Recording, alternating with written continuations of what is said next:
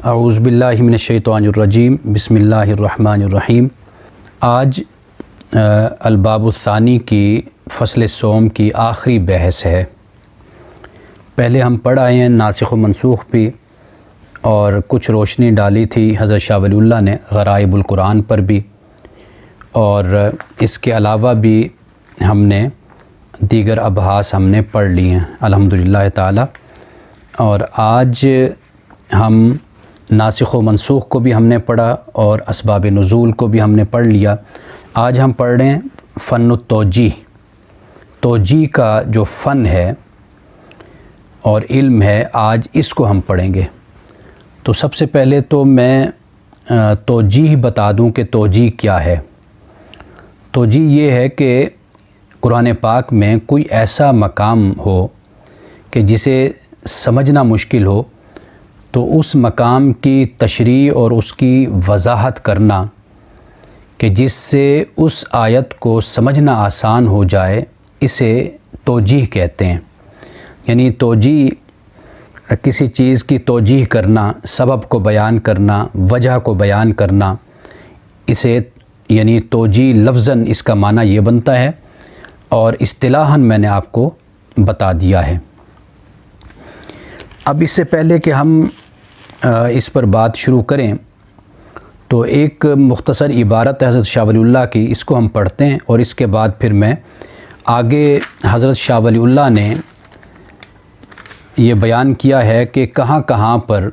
یعنی یہ توجیہ کرنا ہوتی ہے، کون سے مقامات ہیں۔ یہ تقریباً کوئی 4 مقامات حضرت شاہ ولی اللہ نے بیان کیے ہیں، اور ان کے ساتھ پھر مثالوں کو بھی بیان کر دیا ہے۔ 4 یا 5 مقامات ہیں، اور پھر ساتھ مثالوں کو بھی بیان کر دیا ہے۔ تو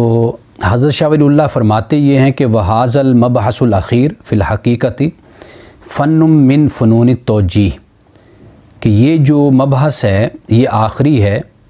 اصل میں، اور یہ فنون توجیہ میں سے ایک فن ہے۔ یہ جو فن التوجیہ جس کی توجیہ کی بات کر رہے ہیں، یہ آخری بحث ہے، اور فنون توجیہ میں سے یہ بھی ایک فن ہے۔ اب توجیہ کے جو انہوں نے فنون کہے ہیں، یہ جو پیچھے ہم جو پڑھ کر آئے ہیں، یہ در حقیقت توجیہ ہی ہے، یعنی تفسیر، تشریح، وضاحت، تعویلات، وہ سب کچھ جو بیان کیا گیا ہے پیچھے ہم نے پڑھا ہے، گویا کہ وہ بھی توجیہ کے فنون میں سے ہے یہ بھی۔ تو فرماتے ہیں کہ یہ مبحث فنون توجیہ میں سے ایک فن ہے، اور ومعنی التوجیہ، اور توجیہ کا معنی کیا ہے؟ بیان وجہ الکلام، کلام کے مقصد کا بیان ہے، یعنی مقصد کلام کا بیان، اس کی وضاحت، اس کی تشریح در حقیقت توجیہ ہے۔ وحاصل هذه الکلمۃ، اور اس کلمہ کا، اس لفظ کا حاصل کیا ہے آگے پھر بیان کرتے ہیں۔ تو پہلے تو میں چاہتا ہوں کہ حضرت شاہ ولی اللہ کی عبارت پڑھنے سے پہلے میں کچھ آپ کو توجیہ کے حوالے سے مزید بتا دوں، تاکہ جب ہم اس مقام کو پڑھیں تو ہمارے لیے آسان ہو جائے۔ یعنی کسی آیت کا مطلب، معنی سمجھنے میں اگر الجھاؤ اور مشکل ہو تو اسے مثالوں سے واضح کر دینا، بیان کر دینا، تو اس کو توجیہ کہتے ہیں۔ یا ایسے ہوتا ہے کہ 2 آیتیں ہیں یا 2 دلیلیں ہیں کہ ان کے درمیان ایک تضاد نظر آئے، تو اس تضاد کو دور کر دینا توجیہ کے ذریعے سے، تو یہ اس کو بھی توجیہ کہتے ہیں۔ ٹھیک ہے نا جی؟ یعنی تضاد کو دور کر دیا جاتا ہے اس توجیہ کے ذریعے سے۔ اور تیسری اس کی صورت یہ ہوتی ہے کہ کسی آیت کا مفہوم بظاہر عقل کے خلاف نظر آتا ہے، تو پھر عقل و نقل میں، یعنی عقل اور جو ٹیکسٹ ہے قرآن مجید کا، اس میں مطابقت پیدا کرنا، یعنی اس کی ایسی توجیہ کرنا کہ عقل اور نقل میں مطابقت ہو جائے، یہ تیسری صورت ہمارے سامنے آتی ہے۔ یعنی یہ بھی ایک توجیہ کا انداز ہو جاتا ہے۔ اور چوتھا اس حوالے سے کہ کسی مقام پہ شبہ اور اشکال ہو جائے تو اس کی توجیہ کرنا کہ وہ شبہ اور اشکال دور ہو جائے۔ اور پانچویں صورت اس کی یہ بنتی ہے کہ ایک آیت سے دو مختلف قسم کے احکام سامنے آتے ہیں، تو پھر ان میں دو مختلف قسم کے احکامات میں موافقت پیدا کرنا، یہ اس کو توجیہ کہتے ہیں۔ یعنی یہ بھی ایک توجیہ کی صورت بنتی ہے قرآن مجید میں، جب ایک مفسر جب غور و فکر کرتا ہے، تدبر و تفکر کرتا ہے، تو جب ایسی کوئی صورت بنے تو پھر وہ اس کی ایسی توجیہ کرتا ہے کہ جس سے موافقت پیدا ہو جاتی ہے۔ اور اس کے بعد قرآن مجید میں اللہ کے وعدوں کا بیان ہے اور ان کی وضاحت کرنا اور بتانا، جیسے ہم نے علم المخاصمہ پڑھا، علم الجدل پڑھا، اور اس سے پہلے علم الاحکام ہم نے پڑھا، تو وضاحت کے ساتھ اللہ تعالیٰ کے وعدوں کو بیان کرنا کہ یہ وعدے اللہ کے سچ ہیں،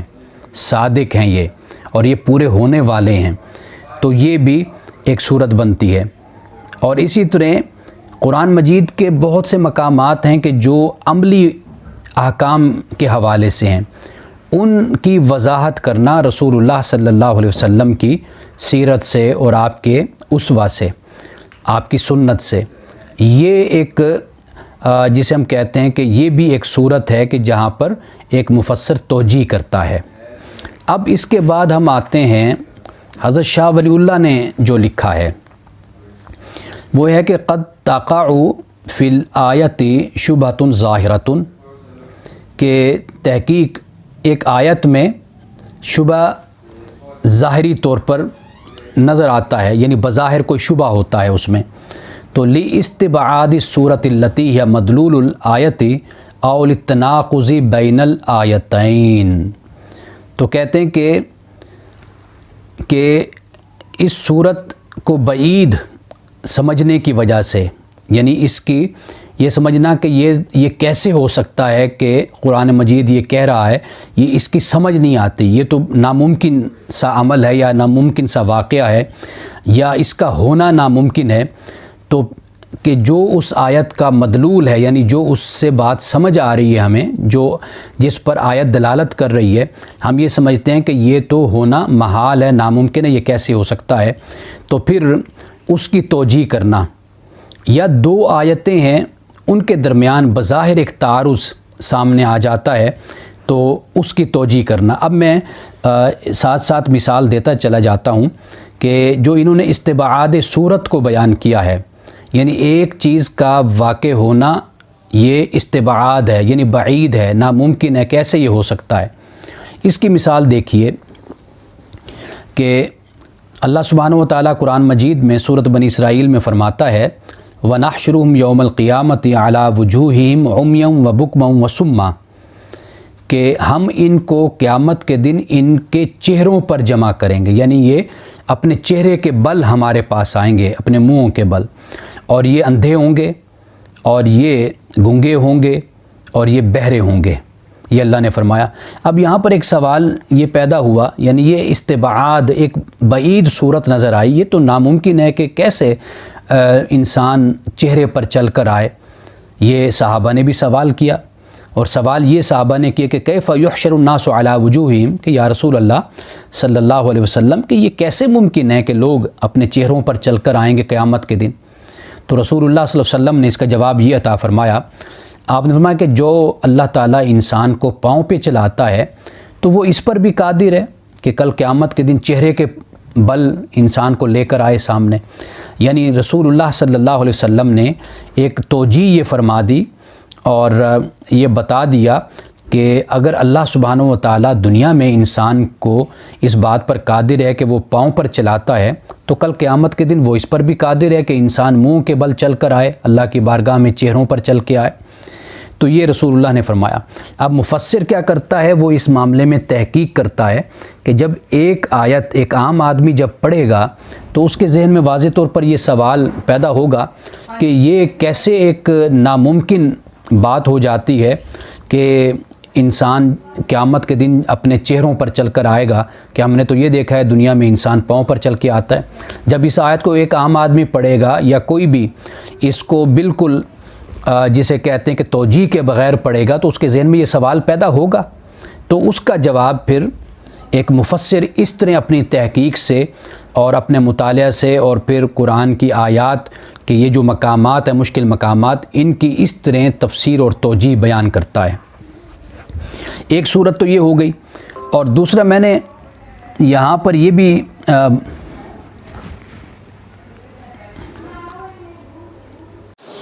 اب دوسرے جو پہلو بیان کیا ہے حضرت شاہ ولی اللہ نے، وہ ہے تعارض کا، کہ جو اس عبارت میں نے بیان کیا کہ دو آیتوں کے درمیان بظاہر ایک تعارض معلوم ہوتا ہے، تو اس تعارض کو دور کرتے ہیں توجیہ سے۔ اب تعارض کی مثال یہ ہے، فَإِذَا نُفِخَ فِي الصُّورِ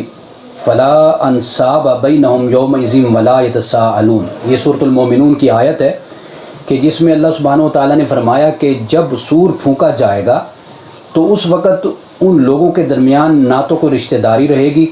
اس دن، ولا یتساءلون، اور نہ وہ کوئی آپس میں سوال کر سکیں گے کہ بات کر سکیں گے آپس میں۔ یہ سورۃ المومنون میں اللہ تبارک و تعالیٰ نے فرمایا۔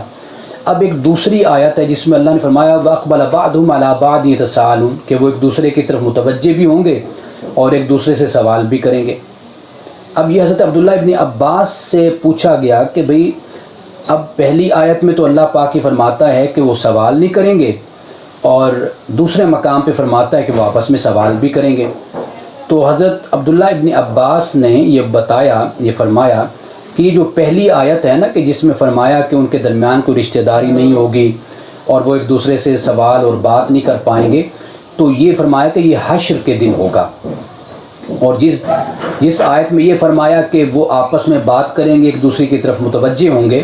تو حضرت عبداللہ ابن عباس نے فرمایا کہ اس آیت کا تعلق جنت میں دخول کے بعد کا ہے، یعنی جنت میں وہ داخل ہو جائیں گے تو تب یہ دوسری آیت کا تعلق اس سے بن جاتا ہے۔ یعنی یہ توجیہ حضرت عبداللہ ابن عباس نے بیان کی، اور اس کے پڑھنے کے بعد تعارض خود بخود ختم ہو جاتا ہے۔ اب تیسری بات جو بیان کی وہ یہ ہے کہ او یصعب فہم مدلول الآیت علی ذہن المبتدی، کہ جو مبتدی ہے یعنی ابتدائی ایک شخص ہے جو قرآن مجید کو پڑھ رہا ہے، اس میں اتنا علم نہیں ہے یا اتنی تدقیق اور دقت نظری اس میں نہیں ہے،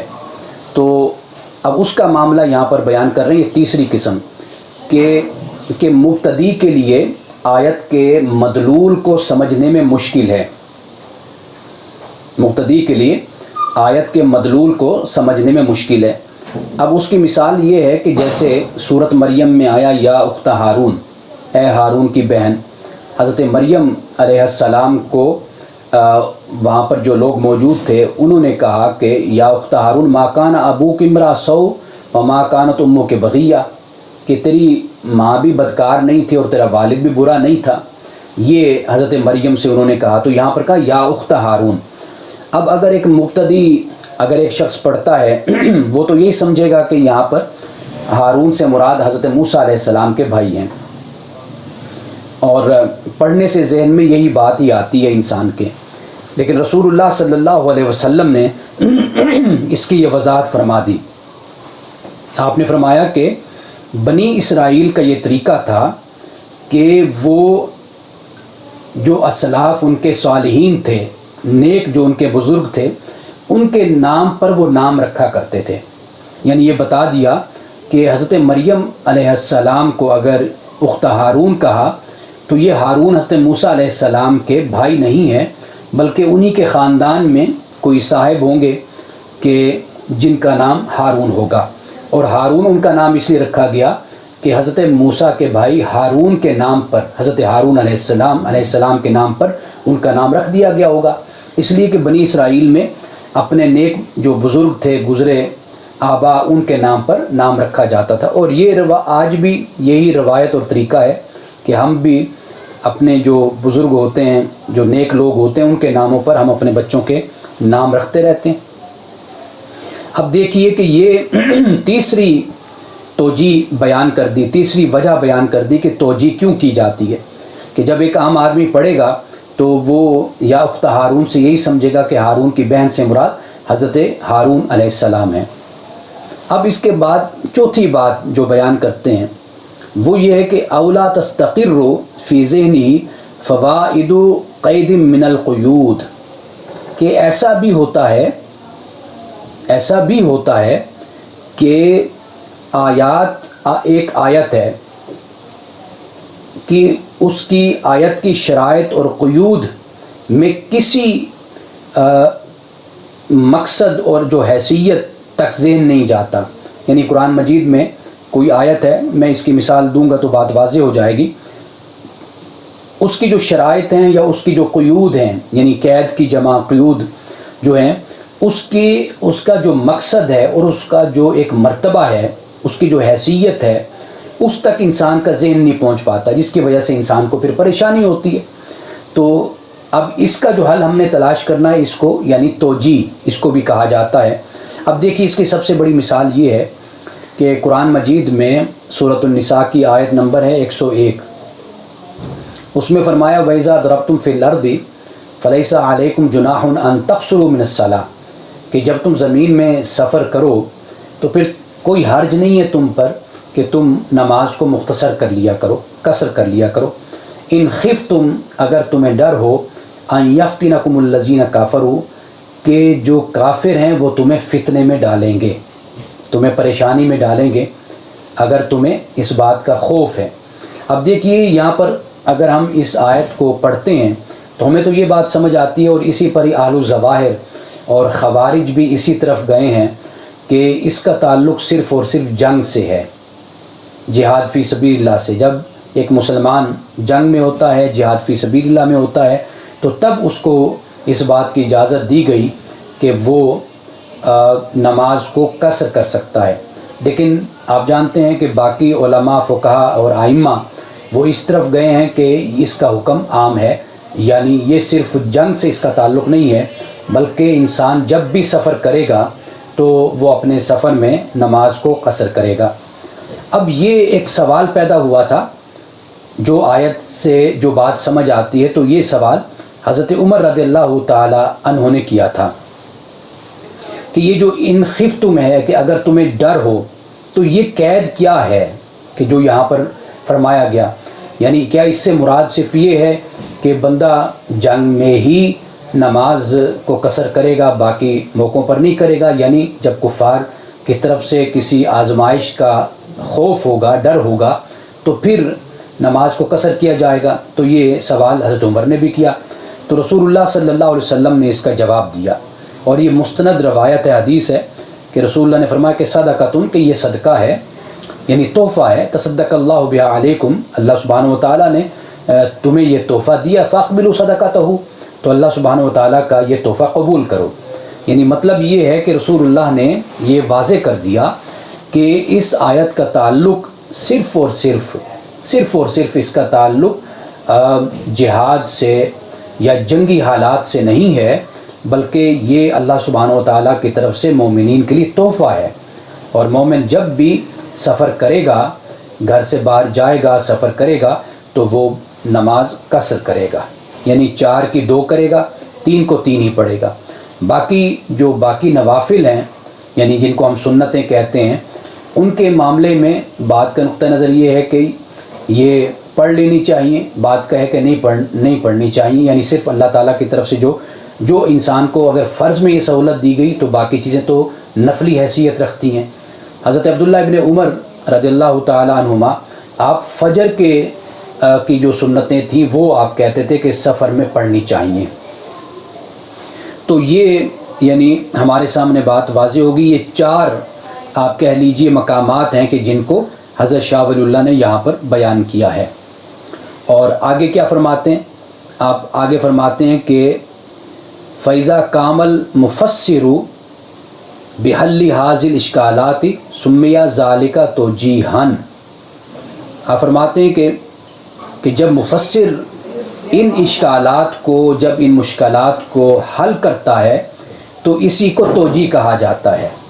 یہ حضرت شاہ ولی اللہ نے یہاں پر 4 مقامات کو بیان کر دیا ہے کہ یہ وہ اشکالات ہیں، یہ وہ شبہات ہیں، یہ وہ استبعاد صورت ہے، اور اس کے علاوہ تعارض ہے جو پیدا ہوتا ہے ظاہری طور پر، اور کسی آیت کے شرائط اور قیود کے سمجھنے میں، اس کے مقصد کو سمجھنے میں مشکل پیش آتی ہے، ذہن وہاں پر نہیں پہنچ پاتا، تو اس کی جو توجیہ کی جاتی ہے یہ در حقیقت اس کی حضرت شاہ ولی اللہ نے یہاں پر وضاحت کر دی۔ اب آ جائیے اس طرف، اب آپ کے لیے یہ آسان ہو جائے گا کیونکہ یہ میں نے ساری مثالیں آپ پر واضح کر دی ہیں، آپ کو میں نے بتا دی ہیں۔ امثلۃ التوجیہ، توجیہ کی مثالیں، فرمایا کما فی آیتن، کہ جیسا کہ آیت میں یا اخت ہارون فقط سالو، تو انہوں نے پوچھا، ان المدت بین موسیٰ و عیسیٰ علیہ السلام طویلۃ، کہ حضرت موسیٰ اور حضرت عیسیٰ علیہ السلام کے درمیان جو مدت ہے وہ تو بڑی طویل ہے، تو فکیف یکون ہارون اخن لمریم، تو یہ کیسے ممکن ہے کہ بھئی ہارون مریم کا بھائی ہو، حضرت ہارون علیہ السلام، تو کأن السائل ادمر فی خاطرہ، کہ جو پوچھنے والا تھا نا اس کے دل میں یہ بات پوشیدہ تھی، یعنی سائل نے، پوچھنے والے نے اس بات کو اپنے دل میں چھپایا ہوا تھا، یہ بات اس کے دل میں پوشیدہ تھی۔ تو ان ہارون ھذا ہوا ہارون اخو موسیٰ علیہ السلام، کہ بے شک ہارون یہ تو وہ ہارون ہے جو حضرت موسیٰ علیہ السلام کے بھائی ہیں۔ تو فاجاب صلی اللہ علیہ وسلم، تو رسول اللہ صلی اللہ علیہ وسلم نے جواب دیا کہ بأن بنی اسرائیل، کہ بے شک بنی اسرائیل کانوا یسمون باسماء الصالحین قبلہم، کہ وہ اپنے سے پہلے جو صالحین ہوتے تھے ان کے ناموں پر وہ نام رکھا کرتے تھے۔ یہ رسول اللہ صلی اللہ علیہ وسلم نے اس بات کو بیان فرما دیا۔ وکما سألوا، اور اسی طرح انہوں نے سوال کیا، کیف یمشی الانسان یوم الحشر علی وجہہ، کہ کیسے انسان چلے گا حشر کے دن اپنے چہرے پر۔ فقال، پس کہا، ان الذی امشاہ فی الدنیا علی رجلیہ لقادر علی ان یمشیہ علی وجہہ، کہ فرمایا کہ وہ ذات کہ جس نے دنیا میں انسان کو دو پاؤں پر چلایا ہے تو وہ اس بات پر قادر ہے کہ وہ انسان کو چہرے پر کل قیامت کے دن چلائے گا۔ یہ یعنی دوسری بات کو بھی واضح کر دیا جس کو یعنی ہم نے پہلے پڑھا استبعاد صورت کو، اس کو واضح کر دیا۔ اچھا، اب اس سے آگے تیسری مثال دی، وکما سالو، اور اسی طرح پوچھا لوگوں نے ابن عباس رضی اللہ تعالیٰ عنہما سے، عن وجہ تطبیق بین قول تعالی، کہ تطبیق کی وجہ، کہ بھئی یہ کس طرح ان کو تطبیق دی جا سکتی ہے، کہ وہ کیا تھا، فَإِذَا نُفِخَ فِي الصُّورِ فَلَا أَنْسَابَ بَيْنَهُمْ يَوْمَئِذٍ وَلَا يَتَسَاءَلُونَ، کہ جب سور پھونکا جائے گا تو پھر اس دن لوگوں کے درمیان کوئی رشتہ داری نہیں رہے گی اور وہ ایک دوسرے سے بات بھی نہیں کریں گے۔ وَبَيْنَ آیَةٍ أُخْرَى، اور دوسری جو آیت ہے وہ ہے وَأَقْبَلَ بَعْضُهُمْ عَلَىٰ بَعْضٍ يَتَسَاءَلُونَ، کہ وہ ایک دوسرے کی طرف متوجہ بھی ہوں گے اور وہ ایک دوسرے سے بات بھی کریں گے، پوچھیں گے۔ فقال رضی اللہ عنہ، حضرت عبداللہ ابن عباس نے فرمایا کہ عدم التساؤل، کہ ایک دوسرے سے سوال کرنے کا انکار ہے یوم الحشر، حشر کے دن، یعنی قیامت کے دن ایک دوسرے سے وہ سوال نہیں کر پائیں گے۔ لیکن وَالتَّسَاؤلُ بَعْدَ دُخُولِ الْجَنَّةِ، اور ایک دوسرے سے سوال وہ کریں گے، بات کریں گے، کب کریں گے؟ جنت میں داخل ہونے کے بعد۔ اب یہ آپ دیکھیے کہ تطبیق ہو گئی ان دونوں آیات میں۔ اب اس سے آگے جو چوتھی مثال دی وہ فرمایا وَكَمَا سَأَلُوا، اور اسی طرح انہوں نے پوچھا حضرت عائشہ رضی اللہ تعالیٰ عنہ سے، کیا پوچھا؟ فَقَالُوا، انہوں نے کہا کہ ان کان السعی بین الصفا والمروہ واجبا، کہ آپ کو معلوم ہے کہ صفا اور مروہ کے درمیان جو سعی کرنا ہے یہ واجب ہے، لازم ہے کہ سعی کرنی ہے، یعنی یہ رکن ہے۔ فَلِمَاذَا قَالَ اللَّهُ تَعَالَى فَلَا جُنَاحَ عَلَيْهِ أَن يَطَّوَّفَ بِهِمَا، کہ کوئی گناہ ہے نہیں ہے اس پر، کوئی حرج نہیں ہے اس پر کہ وہ طواف کرے ان دونوں کا، یعنی سعی کرے۔ اب اس سے بعد لوگوں نے یہ سمجھا کہ شاید یعنی کہ بھئی یہ اس سے مراد یہ ہے کہ صحیح کر لو تو ٹھیک ہے، نہ کرو تو کوئی حرج نہیں ہے۔ لیکن فرمایا فاجابت رضی اللہ عنہ، حضرت عائشہ صدیقہ رضی اللہ تعالیٰ عنہ نے اس کا جواب دیا۔ حضرت عائشہ صدیقہ رضی اللہ تعالیٰ عنہ سے سوال کیا لوگوں نے کہ قرآن مجید میں ہے فلا جناح علیہ ان یطوف بہما، کہ ان کا کوئی اگر طواف کر لے تو اچھی بات ہے، اگر نہ کرے تو اس میں کوئی حرج نہیں ہے۔ تو حضرت عائشہ صدیقہ رضی اللہ تعالیٰ عنہ نے یہ اس بات کو بیان کیا اور اس شبہ کو کہہ لیجئے دور کر دیا۔ آپ نے فرمایا کہ فاجابت رضی اللہ عنہ، کہ حضرت عائشہ نے جواب دیا بِأَنَّ قَوْمًا كَانُوا يَتَجَنَّبُونَهُ وَيَتَحَرَّجُونَ مِنْهُ، کیونکہ بے شک قوم اس سے اجتناب کرتی تھی اور اس میں حرج محسوس کرتے تھے۔ قومن یعنی لوگ، صحابہ کرام۔ وجہ کیا تھی؟ وجہ یہ تھی کہ وہاں پر ابھی بت پڑے ہوئے تھے،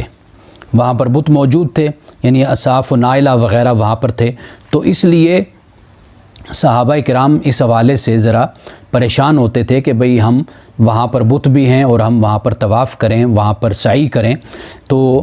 کہیں ایسا نہ ہو کہ یہ عبادت کے بجائے یہ گناہ نہ بن جائے۔ تو اس لیے اللہ سبحانہ و تعالیٰ نے یہ فرمایا کہ فلا جناح علیہ ان یطوف بہما، کہ کوئی گناہ نہیں ہے کہ اگر کوئی ان کا سعی کرے صفا اور مروہ کے درمیان، یعنی اس حالت میں جب کہ وہاں پر بت پڑے ہوئے ہیں۔ تو اس اشکال کو اور اس شبہ کو اور اس بات کو حل کر دیا گیا اس آیت کے ذریعے سے۔ لیکن اس آیت سے ہرگز یہ مراد نہیں لیا جا سکتا کہ سعی کرنا یہ واجب نہیں ہے، بلکہ ایک مستحب عمل ہے، ایک اچھا عمل ہے، جو کر لیا جائے تو ٹھیک ہے، اگر نہیں کوئی کرتا تو کوئی حرج اس میں نہیں ہے۔ اس آیت کو پڑھنے سے تو یہی بات سمجھ آتی ہے ظاہری طور پر، لیکن جب ہم نے اس کو دیکھا اور اس کے بارے میں سوال کیا اور پوچھا تو پھر ہمیں یہ جواب ملا، اس کی یہ توجیہ ہمیں ملی کہ اس سے مراد یہ ہے کہ صحابہ اکرام رضوان اللہ تعالی علیہم مجمعین جانتے تھے کہ یہ سعی کرنا واجب ہے، لیکن ان کے ذہنوں میں یہ بات تھی کہ وہاں پر تو بت پڑے ہوئے ہیں اور ہم کس طرح سعی کریں۔ تو اس کا جواب یہ دیا گیا کہ بے شک یہ بت پڑے ہوئے ہیں، اس کے باوجود بھی اگر آپ طواف کرتے ہیں تو اس میں آپ کو گناہ نہیں، آپ کو اس کا اجر اور ثواب ہی ملے گا۔ اب آخری مثال وہی ہے جو حضرت عمر رضی اللہ تعالی عنہ کے حوالے سے ہے، وَكَمَا سَأَلَ عمر رضی اللہ عنہ، کہ اسی طرح حضرت عمر رضی اللہ تعالی عنہ نے سوال کیا، جیسا کہ میں پہلے اس کی وضاحت کر چکا۔ رسول اللہ صلی اللہ علیہ وسلم، آپ صلی اللہ علیہ وسلم سے ما معنی قید ان خفتم، کہ ان خفتم کی جو یہاں پر قید لگائی گئی تو اس کا کیا معنی ہے؟ فقال صلی اللہ علیہ وسلم، تو رسول اللہ صلی اللہ علیہ وسلم نے فرمایا کہ صدقۃ تصدق اللہ بها علیکم فاقبلوا صدقتہ، کہ یہ ایک تحفہ ہے، ہدیہ ہے، اس کو تم قبول کرو، یہ اللہ تعالیٰ نے تم کو عطا کیا۔ یعنی ای ان القرماء، کہ جو سخی لوگ ہوتے ہیں، لا یضایقون فی الصدقۃ، وہ صدقہ میں تنگی نہیں اختیار کرتے۔ فکذالک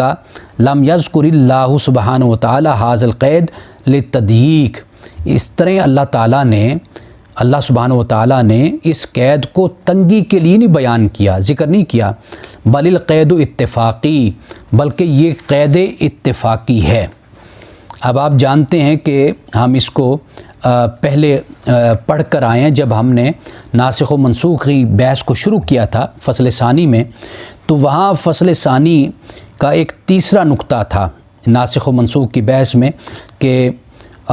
متقدمین اس سے کیا مراد لیتے ہیں، تو وہاں پر یہ بیان کیا تھا میں نے کہ آؤ ببیان کون القید اتفاقیاً، یا قید کے اتفاقی ہونے کو بیان کرنا، یعنی یہ کہ ایک آیت جب ہم کہتے ہیں یہ منسوخ ہے یا ہم یہ کہتے ہیں کہ یہ آیت ناسخ ہے، تو بعض اوقات جو یہ ہم نسخ کر رہے ہوتے ہیں، یہ نسخ اس معنی میں نہیں ہوتا کہ جو بعد میں آنے والوں نے، جنہیں ہم کہتے ہیں کہ متاخرین نے جو سمجھا، بلکہ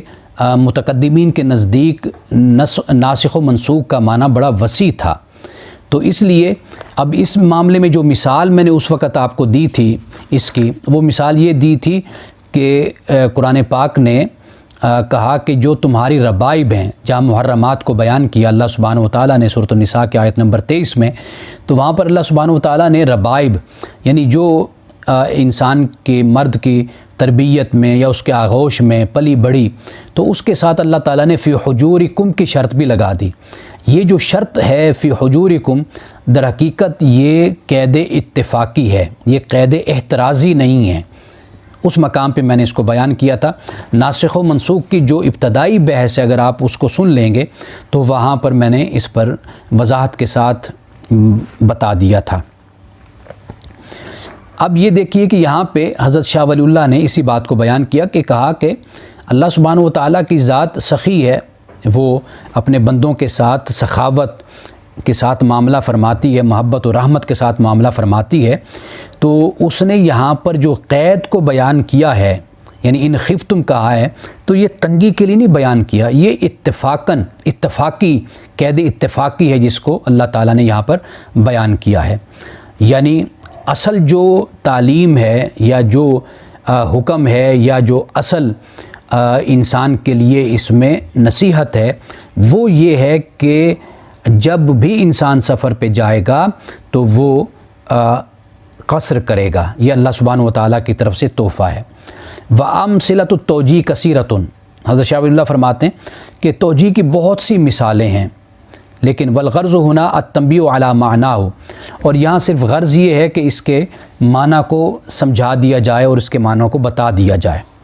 یہ حضرت شاہ ولی اللہ یہاں پہ فرماتے ہیں۔ اب اس کے بعد چونکہ جو باب پنجم ہے، یعنی جو 5واں الباب الخامس ہے، اس کا نام میں پہلے بتا چکا تھا کہ اس کا نام جو رکھا آپ نے وہ یہ ہے کہ فتح الخبیر بما لا بد من حفظه فی علم التفسیر، یہ اس کا عنوان رکھا۔ یہ علیحدہ بھی اب اس کو شائع کیا جاتا ہے، اس باب کو، 5ویں باب کو۔ اب حضرت شاہ ولی اللہ اس فصل کے اختتام پر مزید آگے کیا فرماتے ہیں؟ فرماتے ہیں کہ یذکر اسباب النزول و توجیہ المشکل فی فتح الخبیر لفائدتین، فرماتے ہیں کہ اسباب نزول کا ذکر کیا گیا ہے اور مشکل کی توجیہ کو مشکل کی جو توجیہ ہے وہ کی گئی ہے کہاں پر؟ فی فتح الخبیر لفائدتین، فتح خبیر میں 2 فائدوں کے لیے، 2 فائدوں کے لیے فتح الخبیر میں اسباب نزول کی یعنی جو روایات ہیں، اسباب نزول کی روایات اور جو مشکل مقامات کی جو توجیہ ہے اس کو فتح الخبیر میں 2 فائدوں کی بنیاد پر جمع کیا گیا ہے۔ اب دیکھیے آگے کیا فرماتے ہیں؟ فرماتے ہیں کہ وَأَرَى من المناسب ان اذکر فی باب الخامس ما نقل البخاری و ترمذی والحاکم فی تفاسیرہم من اسباب النزول و توجیہ المشکل، فرماتے ہیں کہ میں دیکھتا ہوں کہ یہ مناسب ہے کہ میں نے ذکر کر دیا ہے یا میں ذکر کرتا ہوں یا کروں گا 5ویں باب میں ما نقل البخاری، جو نقل کیا بخاری نے، و ترمذی اور ترمذی نے، والحاکم اور حاکم نے، فی تفاسیرہم اپنی تفاسیر میں، من اسباب النزول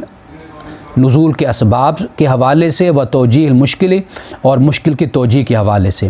کس طرح ان 3 حضرات نے بیان کیا؟ بسند جید، سند جید کے ساتھ، بالکل مستند اور صحیح سند کے ساتھ، الی الصحابۃ رضی اللہ عنہم، صحابہ کی طرف، او الی رسول اللہ صلی اللہ علیہ وسلم، یا رسول اللہ صلی اللہ علیہ وسلم کی طرف، مع التنقیح والاختصار لفائدتین، ساتھ تنقیح کے اور اختصار کے 2 فائدوں کے لیے۔ اب وہ 2 فائدے کیا ہیں؟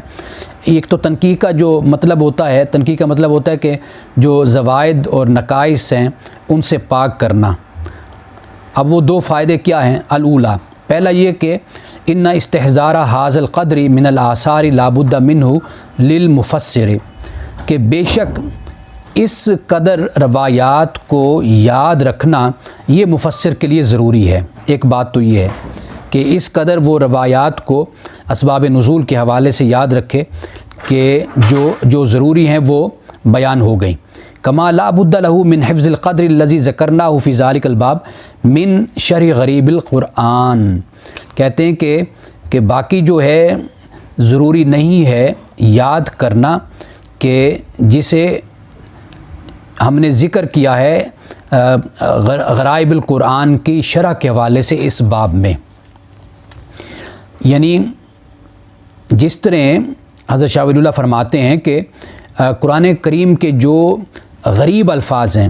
اب غریب سے مراد کیا ہے یہ میں بیان کرتا چلوں کہ اس سے مراد وہ لفظ ہوتا ہے کہ جس کا معنی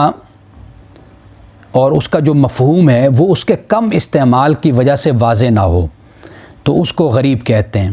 یعنی ایک لفظ ہے کہ جس کا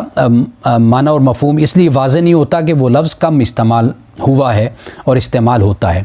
تو حضرت شاہ ولی اللہ یہاں پر یہ فرماتے ہیں کہ جس طرح قرآن پاک کے یہ جو غریب الفاظ ہیں، غرائب ہیں، ان کی جو تشریح ہے ان کو اتنا یاد رکھنا ضروری ہے،